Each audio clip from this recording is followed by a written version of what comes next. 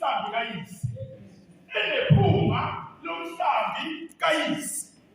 Likhona ibandla abazalwane. Amen. Enephunga lelanga ngoba wayenza umsebenzi wokwelusa umhlambi kayise.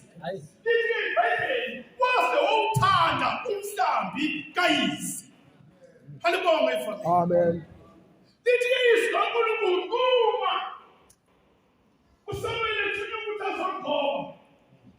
Inkosi uSawuli kwi-mentality yayo yayazi ukuthi yiye safete. Nizwathi kwethola izebe inkosi namhlanje. Halibonge ifamily. A leader with a smell akabonga uNkulunkulu. Umhlambi wawuthi ungakhuluma kodwa mawuzwa ismell sakhe ezuDavid wawuzwa umhlambi ukuthi leli phunga lumelusweni. Lendaba abazalwane yake yenzeka komunye umuzi le. Lithi iBhayibheli uma kuloyo muzi ngenzela ukuthi uyofunda nawe. Wathi ke madodana ami nibambeleni isinyane. Hamba nami ngabonga uNkulunkulu. Amen. Lithi iBhayibheli uma beza belethana wathi uma ngibamba umoya yibo ukuthi iphunga. Nkosi nomoya inephunga lakhe. Njalo baba. Sifuna ibandla ezohamba inephunga lasekhaya.